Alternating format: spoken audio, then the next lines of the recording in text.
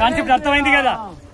అన్య మతస్థులు ఏం చేస్తారు అంటే వాళ్ళు ఒక 10 మందినో ముగ్గురును అడిగి తింటారు. మనం వాడు పిలువంగానే పోయి తింటాం. ఎవరు అన్నది తెలుసు.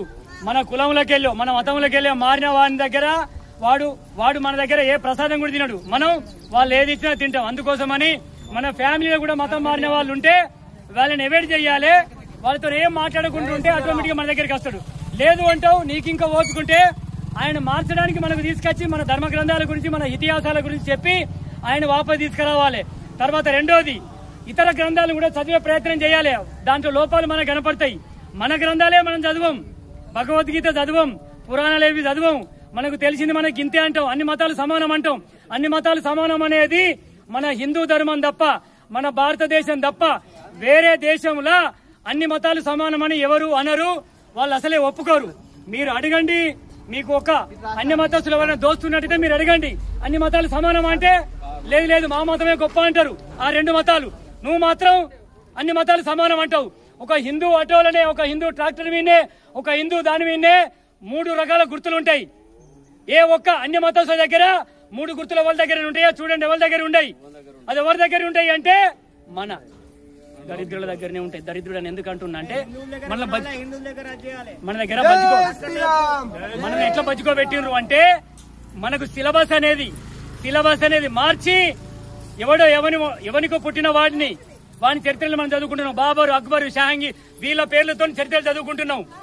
అదే మనకు మహారాణా ప్రతాప్ గాని, పృథ్వీరాజ్ చౌహాన్ గాని, ఛత్రపతి శివాజీ గాని, సంభాజీ మహారాజ్ గాని ఎంతో మంది చరిత్రలు ఉన్నాయి. వాళ్ళ చరిత్ర గురించి ఒకటే ముక్కలు చెప్పి మనకి ఇడిచిపెడతారు. అదే వాళ్ళ చరిత్ర అయితే వాడెవడు ఎన్నోసార్లు ఓడిపోయినాడు, కుక్క సాగు తెచ్చిండు. వాని సాగు గురించి మనకు చెప్పిండ్రా? చెప్తలేరు. ఆ కుక్క సాగు. జై శ్రీరామ్, జై శ్రీరామ్, జై శ్రీరామ్, భారత్ మాతా కీ జై, భారత్ మాతా కీ జై. రామ లక్ష్మణ జానకి జై బోలో హనుమాన్ కి, రామ లక్ష్మణ జానకి జై బోలో హనుమాన్ కి, జై బోలో హనుమాన్ కే, రామ లక్ష్మణ జానకి, జై బోలో హనుమాన్ కే, రామ లక్ష్మణ జానకి. దేవుడు అంటే ఇది దయ్యము,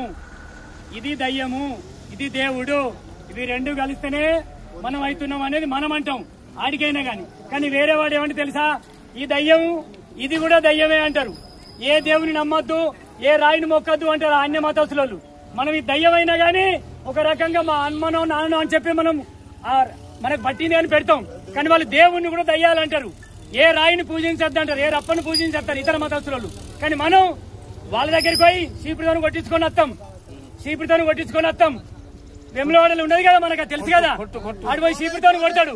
అది ఎట్లా జరిగిందో వెమ్లవాడది కూడా తెలుసు కదా. వెమ్లవాడది మన శివలింగం మీద మూత్రం చేస్తే, వాడు తురుకోడు మూత్రం చేస్తే వాడిని మన హిందువులు ఐక్యమై చంపితే, ఆ తర్వాత మీరు మా తురుకోని చంపుతారా, మావోని చంపుతారా అని చెప్పని పాత్ర పెట్టిన శవమే అక్కడ ఉన్నది. ఇప్పుడు దానికోసం జరిగేది కూడా మన ప్రయత్నాలు. మనం దాన్ని సపరేట్ కట్టుకొని కానీ మన గుళ్ళు ఉండదు. మన గుళ్ళే శవాలు ఉంటాయా? మన గుళ్ళే లైవ్ విగ్రహాలు ఉంటాయి. అందుకోసమని ప్రతి వ్యక్తి కూడా కొంచెం ఆలోచన చేసి కట్టుబొట్టు సాంప్రదాయాన్ని మనం కాపాడుకునే ప్రయత్నం చేయాలి. గుడికాడికి వచ్చేటప్పుడు కండువా లుంగివినే రావాలి. మీ ఇంటికాడ ఏదైనా ఆటాడుకోని గిన్నె పాయింట్లు గుడికాడికి వచ్చినప్పుడే, మిగతా టైంలో ఏదైనా ఆడుకోని. అది మన కట్టుబొట్టు మన సంప్రదాయాన్ని ముందుకు తీసుకెళ్ళడం అవుతాం.